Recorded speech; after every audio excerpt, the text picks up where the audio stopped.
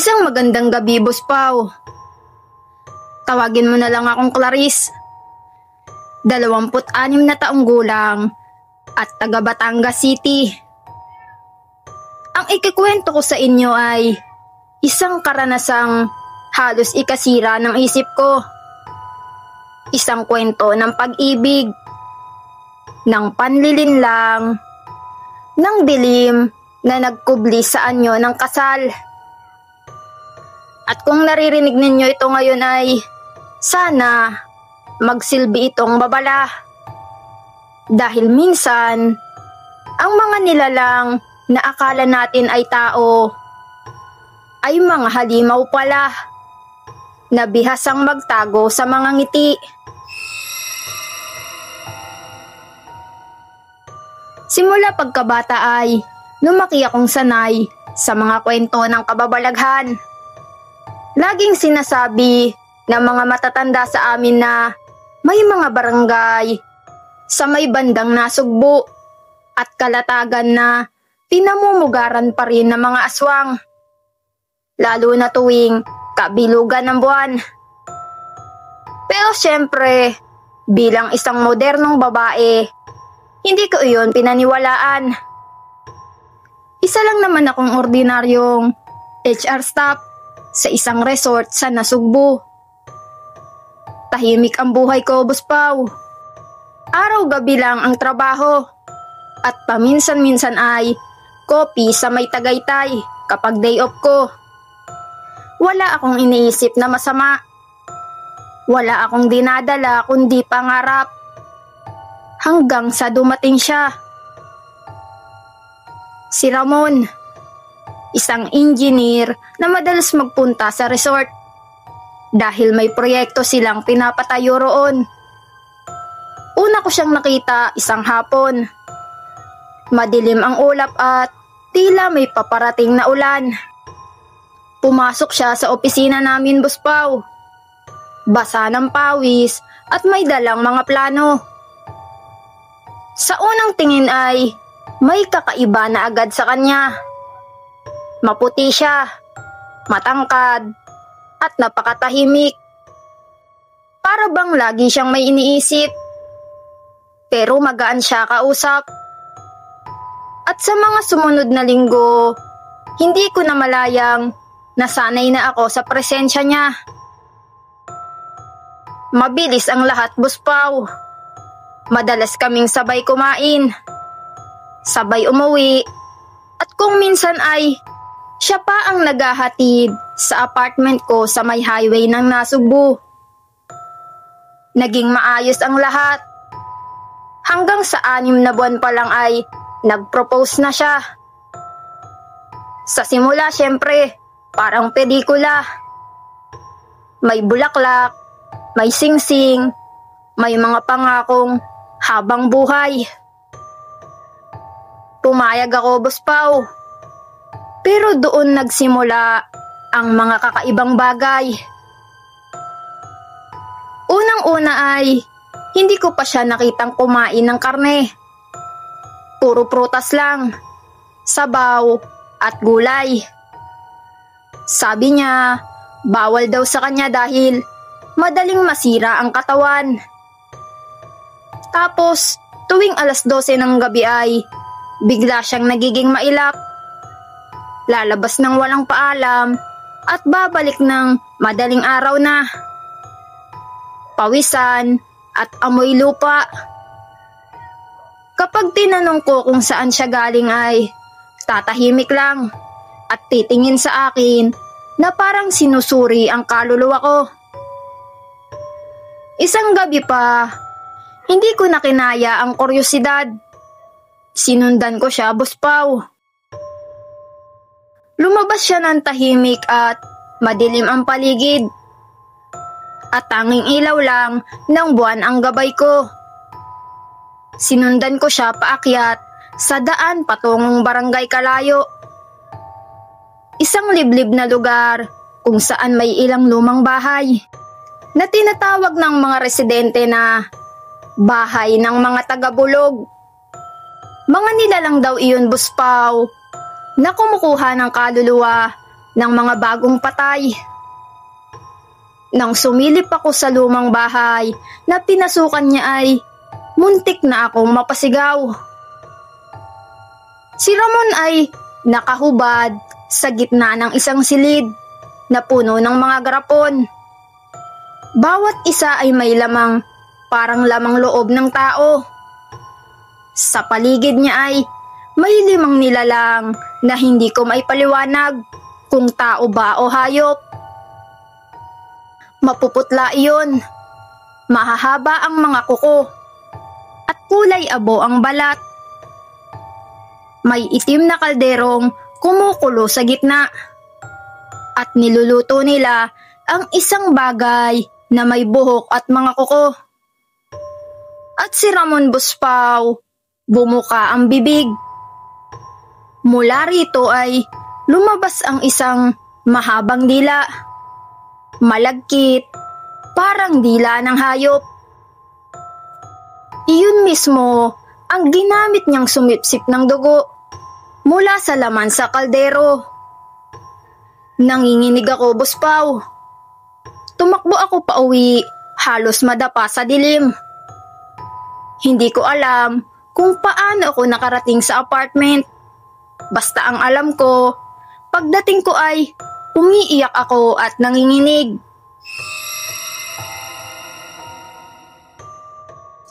Kinabukasan, sinabi niyang gusto niya akong ipakilala sa pamilya niya sa Taal, Batangas. Halos hindi ko alam kung tatanggapin ko ba iyon, Buspaw. Pero natakot akong magduda siya. Kaya sumama ako. Mahigit 2 oras ang biyahe. Pagdating namin sa bahay nila ay agad kong naramdaman ang malamig na hangin at kakaibang amoy. Parang pinaghalong dugo at nabubulok na karne. Lumang bahay na iyon, Buspaw. Puno ng santo na may mga bitak ang muka at may mga kurtinang kulay puti na marumi na. Sa gitna ng sala ay may isang altar. At sa altar na iyon ay may garapon. Ang laman nun ay mga kuko, buhok, at tila mga piraso ng laman ng tao.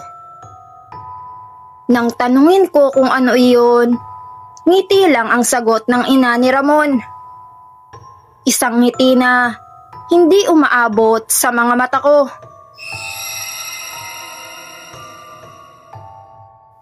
Kinagabihan, Buspaw, habang natutulog ako sa kwartong inihanda nila sa akin, nagising ako sa kaliskos. Mula sa ilalim ng sahig ay may marahang paggalaw. Nang silipin ko sa maliit na siwang, nakita kong may mga kamay na kumikilos doon. Mahahaba iyon, kulay abo at may kuko na parang bakal. Halos sumigaw ako, pero pinigilan ko ang sarili ko. Tumagilid ako, nagdasal ng paulit-ulit hanggang sa lumabas ang araw. Sa umaga, parang walang nangyari. Pero mula noon, alam kong may masamang nangyayari, Buspaw. Makalipas ang 3 araw, sinabi ni Ramon na ipinaayos na niya ang simbahan sa may San Juan, Batangas para sa kasal namin. Ang sabi niya, simpleng kasal lang, tahimik at gagawin sa eksaktong 12:00 ng gabi. Mas sagrado raw iyon. Pero sa totoo, iyon pala ang gabi ng ritual ng pag-aalay. Ang araw bago ang kasal, may dumating na liham sa akin. Isang matandang babae mula sa Nasugbu. Nakilala pala ang ama ni Ramon noon. Ang sabi sa sulat, "Umalis ka na dyan. Ang mga bilyasiran ay hindi tao. Sa bawat kasal, may isang buhay na inaalay upang manatiling buhay ang kanilang lahi.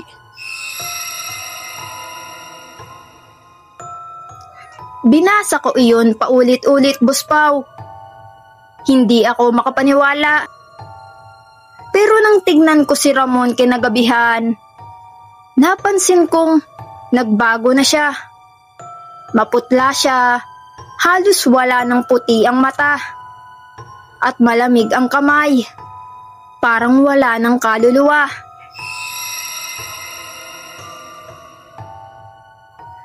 Tumakbo ako, Boss Pao.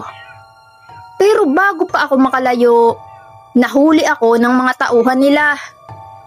Dinala ako sa simbahan sa San Juan. At doon ko nalamang hindi ito karaniwang kasal. Madilim ang paligid. Tanging mga kandilang itim ang ilaw. Ang pari ay hindi tao. Ang mata niya ay pula. At ang boses ay parang dalawang nilalang na nagsasalita. Habang suot ko ang puting damit pangkasal, pinilit nila akong lumapit sa altar. Sa paligid ko, Boss Pao, ay nakatayo ang pamilya ni Ramon. Nakangiti lang at may mga sugat sa katawan na tila hindi nagdurugo. Nang simulan ang seremonya ay nagsimulang umadon ang sahig. Tumindig ang mga anino sa paligid. At mula sa likod ng altar ay lumabas ang isang nilalang na mas malaki pa sa tao. Kulay abo yun, Boss Pao. May pakpak na parang paniki. At ang mga mata na nagliliyab. Ang sabi ng pari, ito raw ang ninuno ng mga bilyaseran. At kailangan kong ialay ang sarili ko upang makumpleto ang kasal. Sinubukan kong tumakbo. Pero hinawakan ako ni Ramon. Sa lapit niya, naramdaman ko ang lamig ng kanyang balat. Parang bangkay na siya, Boss Pao. At sa paglapit niya sa labi ko, naramdaman ko ang amoy ng dugo at bulok na laman.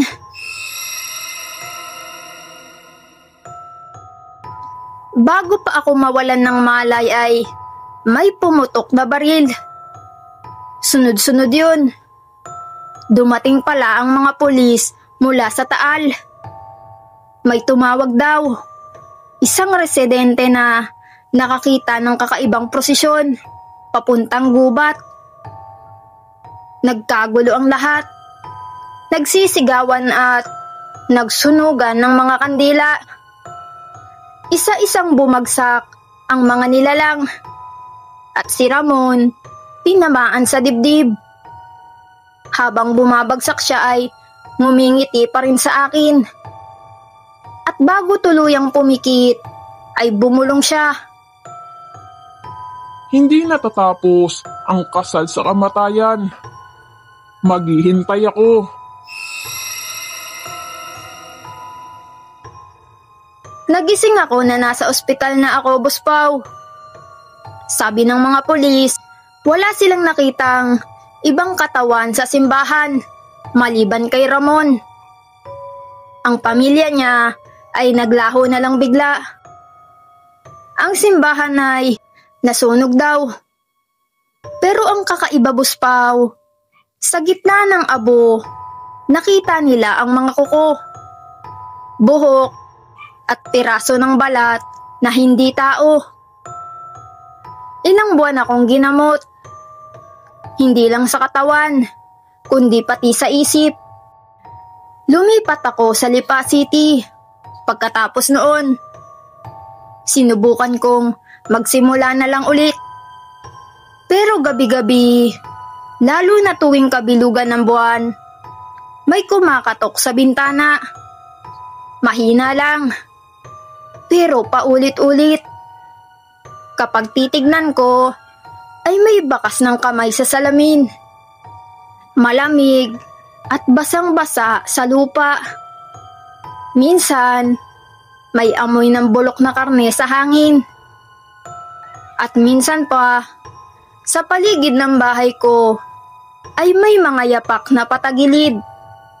Parang hayop, pero malaki.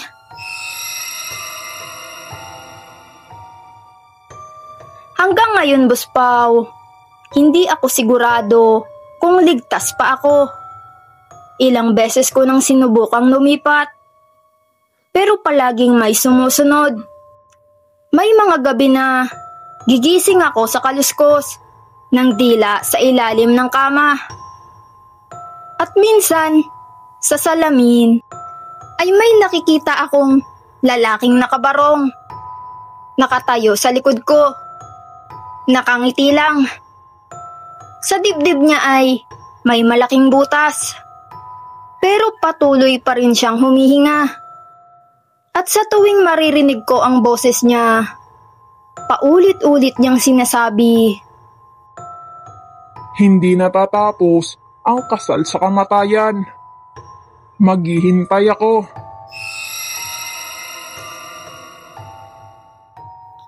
At hanggang ngayon, Boss Pao, tuwing makikita ko ang buwan na bilog, naiisip kong baka iyon na ang gabi ng pagbabalik. Baka oras na uli para tuparin ang kasal na naantala. At kung sakaling may marinig kayong kumakatok sa bintana sa 10 oras ng gabi, huwag ninyong pagbuksan. Dahil baka hindi lang hangin iyon. Baka siya iyon. Ang lalaking muntik ko nang pakasalan. At baka ngayong gabi, ikaw naman ang isusunod niyang yayain sa altar ng kadiliman.